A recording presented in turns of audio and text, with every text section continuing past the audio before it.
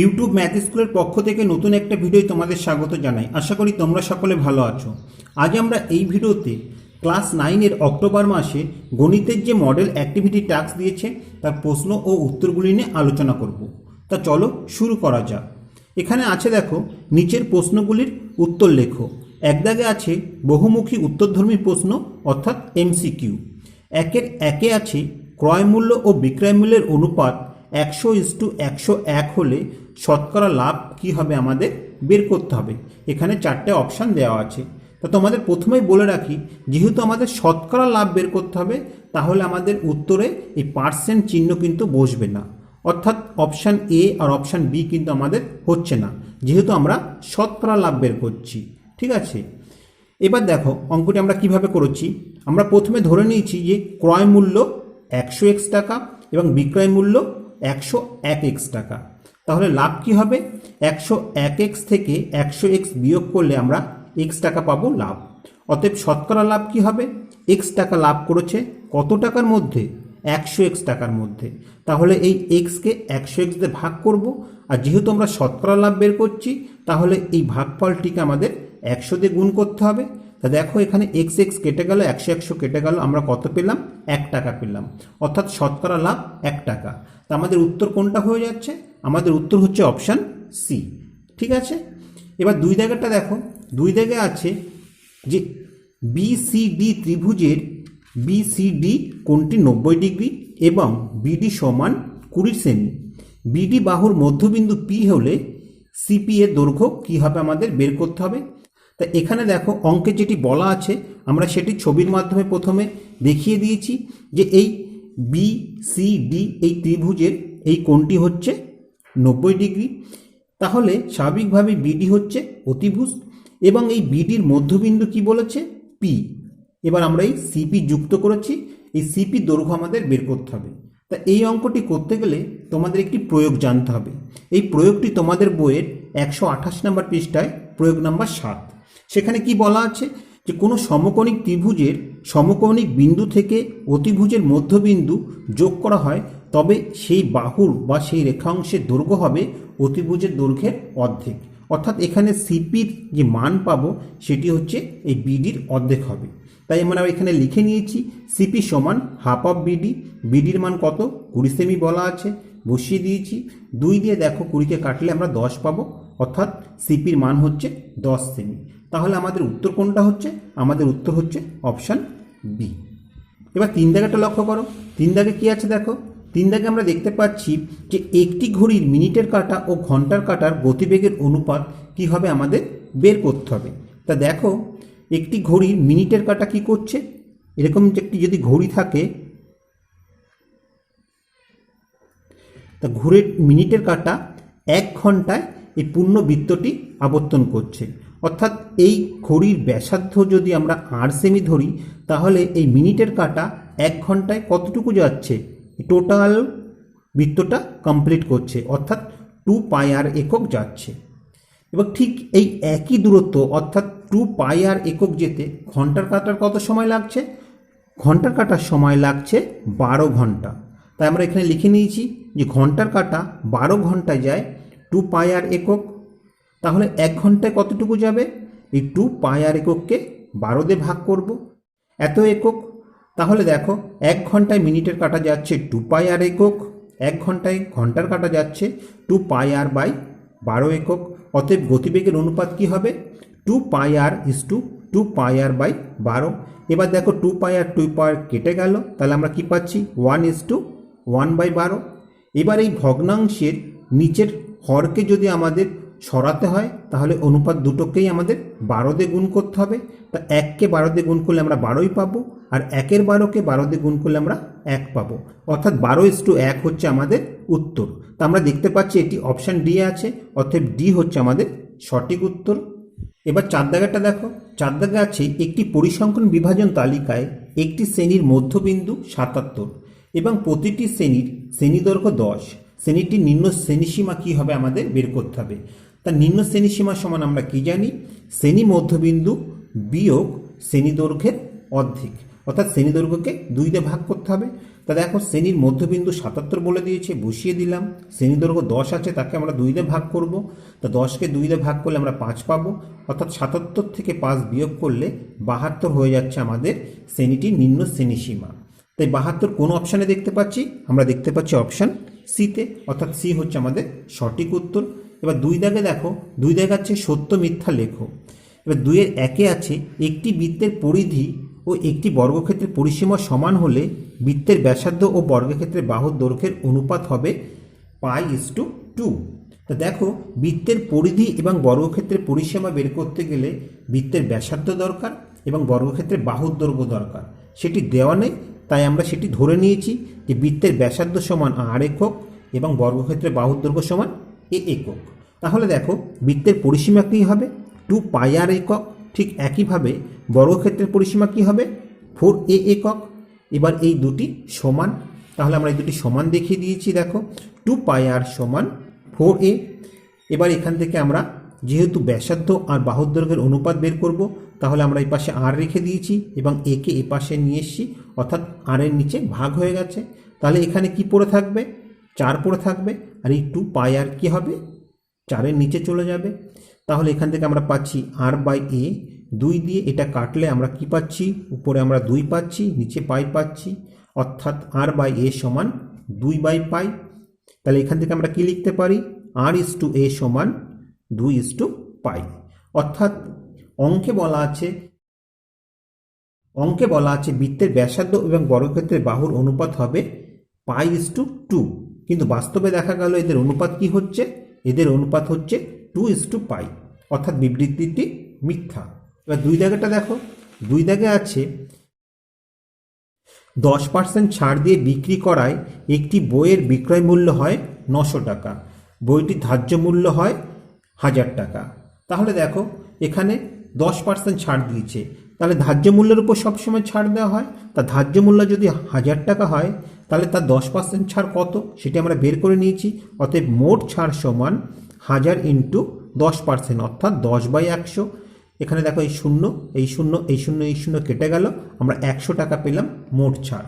তাহলে বইটির দাম ধার্য করা হয়েছে 1000 টাকা, তার থেকে 100 টাকা ছাড় দেওয়া হয়েছে, অতএব বিক্রয় মূল্য কী হবে? 1000 থেকে 100 বিয়োগ করলে আমরা 900 টাকা পাবো। প্রশ্নে তো সেটাই বলা হয়েছে যে বইটির বিক্রয় মূল্য 900 টাকা, অতএব বিবৃতিটি সত্য। এবার 3 দাগেরটা দেখো, 3 দাগে আছে একটি ট্রাপিজিয়াম আকার ক্ষেত্রের তির্যক বাহু দুটির মধ্যবিন্দু সংযোগকারী সরলরেখাংশ সমান্তরাল বাহু দুটির সমান্তরাল।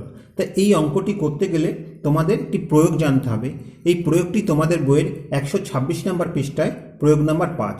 সেখানে আমরা কি জানি যে কোনো ট্রাপিজিয়ামের এই তির্যক বাহুর মধ্যবিন্দুর সংযোজক সরলরেখা কি হয়? সমান্তরাল বাহুর সমান্তরাল হয়। ঠিক আছে, এই হচ্ছে তির্যক বাহু ট্রাপিজিয়ামের। এবার এর মধ্যবিন্দু সংযোজক সরলরেখা হবে এই যে সমান্তরাল বাহু আছে তাদের সমান্তরাল, অর্থাৎ এই বিবৃতিটি সত্য হবে। এবার 4-এরটা দেখো, 4-এ আছে কোনো শ্রেণীবিন্যাসিত রাশিতত্ত্বের কোনো শ্রেণী পরিসংখ্যা ও মোট পরিসংখ্যার অনুপাতকে ওই শ্রেণীর পরিসংখ্যা ঘনত্ব বলা হয়। তা আমরা কি জানি? আমরা জানি পরিসংখ্যা ঘনত্ব উক্ত শ্রেণীর পরিসংখ্যা এবং শ্রেণী দৈর্ঘ্য। ঠিক আছে, তাই এখানে কি বলা আছে? শ্রেণী পরিসংখ্যা আর মোট পরিসংখ্যার অনুপাত, অর্থাৎ যে বিবৃতিটি আছে বিবৃতিটি মিথ্যা। কেননা শ্রেণী পরিসংখ্যা আর মোট পরিসংখ্যার অনুপাত হচ্ছে আপেক্ষিক পরিসংখ্যা, আর পরিসংখ্যা ঘনত্ব হচ্ছে শ্রেণী পরিসংখ্যাকে শ্রেণী দৈর্ঘ্য দিয়ে ভাগ করতে হবে, বা এই দুটির অনুপাত। কেমন? এবার 3 দাগে দেখো, 3 দাগে কি আছে? 3 দাগে আমরা দেখতে পাচ্ছি সংক্ষিপ্ত উত্তরধর্মী প্রশ্ন। 3-এর 1-এ আছে একটি সমবাহু ত্রিভুজের ABC এর প্রতিটি বাহুর দৈর্ঘ্য 8 সেমি। AB ও ACর মধ্যবিন্দু যথাক্রমে P ও Q, PQ এর দৈর্ঘ্য এবং কোণ APQ এর মান নির্ণয় করতে হবে। তা দেখো, আমরা প্রথমে ছবিটা অঙ্কন করে নিয়েছি। ABC একটি সমবাহু ত্রিভুজ। তা আমরা কি জানি? আমরা জানি কোনো ত্রিভুজের দুটি বাহুর মধ্য বিন্দুদ্বয়ের সংযোজক সরলরেখাংশ তৃতীয় বাহুর সমান্তরাল ও অর্ধেক হয়। ঠিক আছে, তাহলে এখানে দেখো এই PQর মান কি হবে? এই তৃতীয় বাহু অর্থাৎ BCর অর্ধেক হবে। তাহলে আমরা লিখে নিয়েছি অতএব PQ সমান হাফ অফ BC। তো এখানে BCর মান কত আছে? যেহেতু এটি সমবাহু ত্রিভুজ, প্রতিটি হচ্ছে 8 সেমি করে। তো এখানে আমরা 8 সেমি বসিয়েছি। এবার দেখো 2 দিয়ে 8কে কাটলে আমরা 4 সেমি পাবো, অর্থাৎ পি কিউর মান আমাদের 4 সেমি বের হলো। এবার দেখো আমরা কোণ এ পি কিউ অর্থাৎ এই কোণের মানটা বের করব। তা যেহেতু এ বি সি সমবাহু ত্রিভুজ, আর সমবাহু ত্রিভুজের প্রতিটি কোণের মান কত ডিগ্রি করে হয়? 60 ডিগ্রি করে হয়, এটা আমরা জানি। ঠিক আছে, এই প্রতিটি কোণ হবে 60 ডিগ্রি সমবাহু ত্রিভুজে। এবার দেখো এখানে যেহেতু একটু আগেই আমরা দেখলাম যে বিসি আর এই পি কিউ পরস্পর সমান্তরাল, ঠিক আছে, তাহলে সেক্ষেত্রে এই এবি হচ্ছে ভেদক। তাহলে কি হচ্ছে, এই কোণ আর এই কোণ অর্থাৎ কোণ এ পি কিউ এবং কোণ এ বি সি এরা হচ্ছে অনুরূপ কোণ। আর অনুরূপ কোণ কি হয়? পরস্পর সমান হয়। অতএব এ পি কিউ কোণের যা মান হবে এ বি সি কোণেরও মান তাই হবে। তাহলে এখানে আমরা বসিয়ে দিতে পারি যে এ পি কিউ সমান 60 ডিগ্রি। আশা করি অঙ্কটিতে আমরা বুঝতে পেরেছ। এবার 2 জায়গাটা দেখো, একটি সমবাহু ত্রিভুজের প্রতিটি বাহুর দৈর্ঘ্য 4 গুণ করলে ত্রিভুজটির ক্ষেত্রফল শতকরা কত বৃদ্ধি পাবে? তা ত্রিভুজের ক্ষেত্রফল বের করতে গেলে ত্রিভুজের বাহুর দৈর্ঘ্য দরকার হয়। তাহলে এখানে আমাদের প্রথমে ত্রিভুজের বাহুর দৈর্ঘ্য ধরে নিতে হবে। তা আমরা ধরি প্রথমে সমবাহু ত্রিভুজের প্রতিটি বাহুর দৈর্ঘ্য এ একক। তাহলে প্রথমে সমবাহু ত্রিভুজের ক্ষেত্রফল কি ছিল? √3/4 এ স্কয়ার, এত বর্গ একক। এটা আমরা জানি সূত্র, তাই না? সমবাহু ত্রিভুজের ক্ষেত্রফল বের করার সূত্র। এখন কি হচ্ছে, সমবাহু ত্রিভুজের বাহুর দৈর্ঘ্য 4 গুণ বেড়ে যাচ্ছে। তাহলে আগে এ একক ছিল, এখন সমবাহু ত্রিভুজের প্রতিটি বাহুর দৈর্ঘ্য হবে 4a একক। অতএব সমবাহু ত্রিভুজের ক্ষেত্রফল কি হবে? √3/4 ইন্টু এই জায়গায় আমরা 4a হোল স্কয়ার বর্গ একক বসাবো। তা দেখো 4a কে স্কয়ার করলে আমরা 16a স্কয়ার পাচ্ছি। এবার এই 16কে আমরা আগে নিয়ে এলাম, তাহলে আমরা কি লিখতে পারি? 16 ইন্টু √3/4 a স্কয়ার। কেমন? আমরা এই ফর্মেই রেখে দিচ্ছি। তাহলে দেখো আগে কি ছিল ক্ষেত্রফল? আগে ছিল √3/4 a স্কয়ার। এবার আমরা পেলাম 16 √3/4 a স্কয়ার বর্গ একক। অতএব ক্ষেত্রফল বৃদ্ধি পেল 16 into √3/4 a square minus √3/4 a square. ঠিক আছে, তাহলে দেখো এখানে 16টা √3/4 a স্কয়ার ছিল, তার থেকে একটা √3/4 a স্কয়ার বাদ গেলে আমরা কটা পাবো? 15টা পাবো। অতএব 15 ইন্টু √3/4 a স্কয়ার বর্গ একক হলো। এবার শতকরা বৃদ্ধি কত পেল? তা দেখো কত বেড়েছে? 15 ইন্টু √3/4 a স্কয়ার বৃদ্ধি পেয়েছে কততে? √3/4 a স্কয়ারে। তাহলে 15 ইন্টু √3/4 a স্কয়ারকে আমাদের √3/4 a স্কয়ারে ভাগ করব। আর যেহেতু আমরা শতকরা বৃদ্ধি বের করছি, এই ভাগটাকে আমাদের 100 দিয়ে গুণ করতে হবে। তা দেখো √3/4 a স্কয়ার আর নিচে √3/4 a স্কয়ার কেটে গেল। তাহলে এখানে কি পড়ে থাকলো? 15 পড়ে থাকলো, আর এখানে 100 পড়ে থাকলো। তা 15কে 100 দিয়ে গুণ করলে আমরা 1500 পেলাম, অর্থাৎ শতকরা বৃদ্ধি 1500 গুণ। কেমন? এবার পরেরটা লক্ষ্য করো, 4 জায়গায় আছে নিচের পরিসংখ্যা বিভাজন ছকের আয়তলেখ অঙ্কন করো। তো এখানে বলা আছে শ্রেণী এবং পরিসংখ্যা দেওয়া আছে। তা আয়তলেখ বের করতে গেলে আমাদের শ্রেণী সীমানা বের করতে হবে।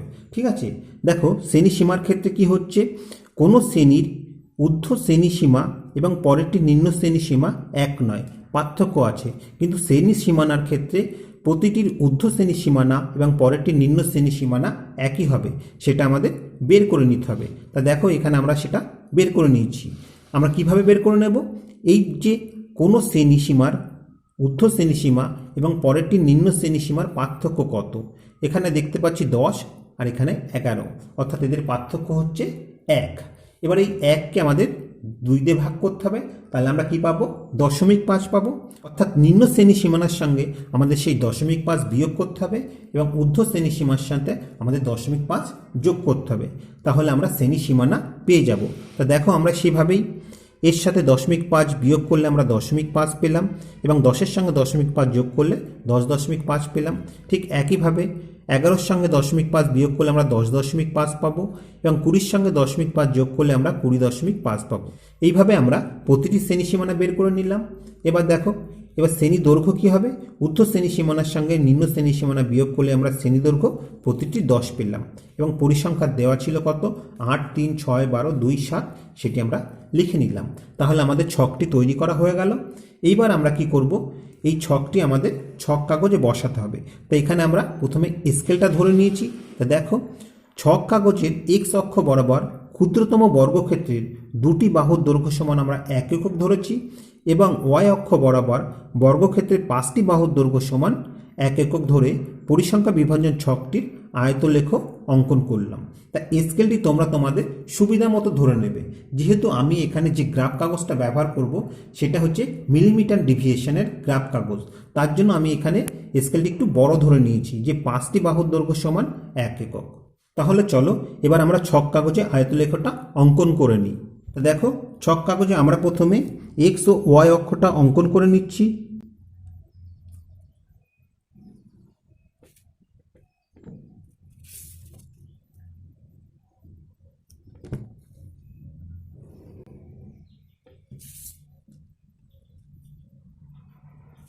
তাহলে এইখানে আমরা নাম দিলাম এক্স, এটা এক্স ড্যাশ, এখানে ওয়াই, এটি ওয়াই ড্যাশ এবং এটি হচ্ছে ও বিন্দু।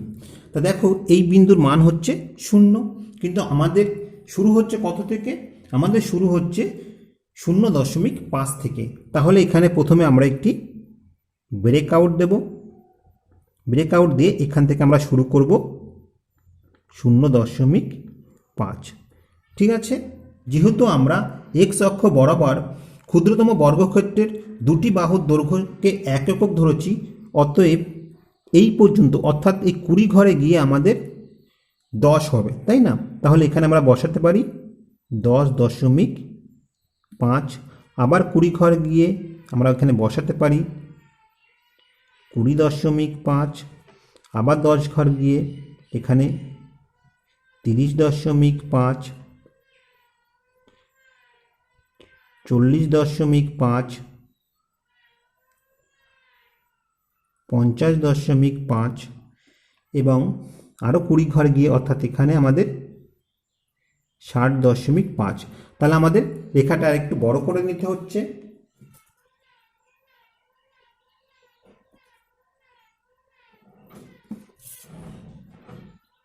ঠিক আছে, আমরা একটু বড় করে নিলাম। তাহলে এক্স অক্ষ বরাবর আমরা কি বসালাম, শ্রেণী সীমানা। আমরা এখানে লিখে নিই শ্রেণী সীমানা, এবং এই ওয়াই অক্ষ বরাবর আমরা বসাবো পরিসংখ্যা।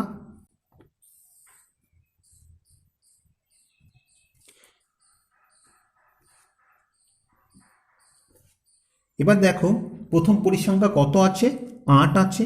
তা যেহেতু আমরা ওয়াই অক্ষের ক্ষুদ্রতম বর্গক্ষেত্রের 5টি বাহুর দৈর্ঘ্য সমান 1 একক ধরেছি, তাহলে 8 একক সমান কত হবে, 8কে 5 দিয়ে গুণ করবো, অর্থাৎ 5 8 40। তা এখানে 10, 20, 30, 40 এই পর্যন্ত আসবে। ঠিক আছে, তাহলে আমরা স্কেল দিয়ে যুক্ত করে দিই।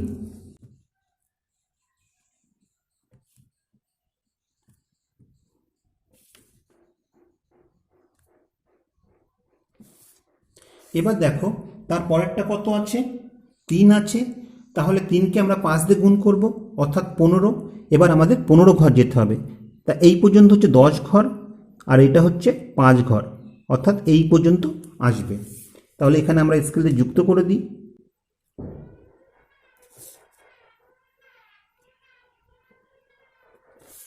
তারপরে কি আছে, তারপরে দেখো আছে 6, অর্থাৎ 5 6 30। এবার আমাদের 3 ঘর যেতে হবে। তাহলে এটি হচ্ছে 2 ঘর, এখানে 3 ঘর, এই পর্যন্ত আসবে।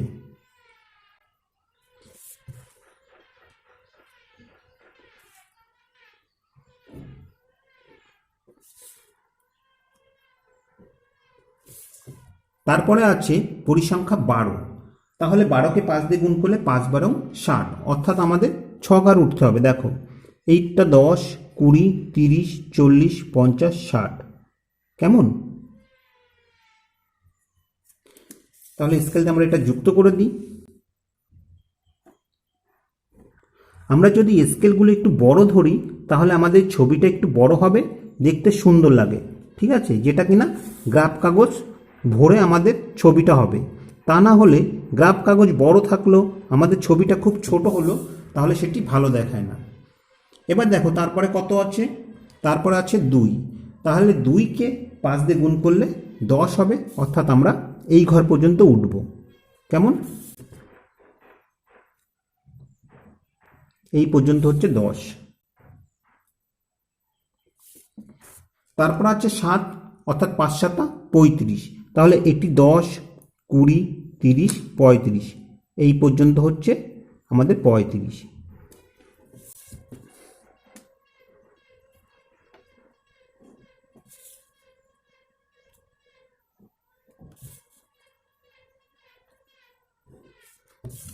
তো আশা করি বন্ধুরা আয়তলেখ অঙ্কনটি তোমরা বুঝতে পেরেছ।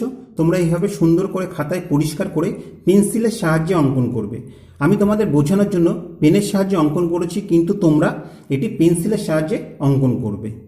এবার 5 দাগেটা লক্ষ্য করো। 5 দাগে কি আছে? 5 দাগে আমরা দেখতে পাচ্ছি, যুক্তি দিয়ে প্রমাণ করো যে একই ভূমি ও একই সমান্তরাল সরল রেখাংশ যুগলের মধ্যে অবস্থিত ত্রিভুজের ক্ষেত্রের ক্ষেত্রফল সামান্তরিক আকার ক্ষেত্রের ক্ষেত্রফলের অর্ধেক। তা এই অঙ্কটি তোমাদের বইতেই আছে, তোমাদের পাঠ্য বইয়ের 182 নম্বর পৃষ্ঠায় উপপাদ্য 24-এ এটি তোমরা দেখতে পাবে। সেখান থেকে তোমরা এটি সহজেই করে নিতে পারো। তো আশা করি ভিডিওটি তোমাদের ভালো লেগেছে। ভিডিওটি যদি তোমাদের ভালো লেগে থাকে অবশ্যই লাইক কমেন্ট ও শেয়ার করবে। আর এই চ্যানেলে তোমরা যদি নতুন হয়ে থাকো তা প্লিজ সাবস্ক্রাইব করে নেবো, তার পাশাপাশি বেল বাটনে ক্লিক করবে, কেননা আমরা যখনই কোনো নতুন ভিডিও আপলোড করব তার নোটিফিকেশানটা সঙ্গে সঙ্গে তোমাদের কাছে পৌঁছে যাবে। আর তোমরা যদি অলরেডি সাবস্ক্রাইব করে থাকো তাহলে তোমাদেরকে অসংখ্য ধন্যবাদ। তো আজ আর নয়, আবার দেখা হবে পরবর্তী কোনো ভিডিওতে। ততক্ষণ পর্যন্ত ভালো থেকো, সুস্থ থেকো, এই কামনায় ভিডিওটি এখানেই শেষ করছি।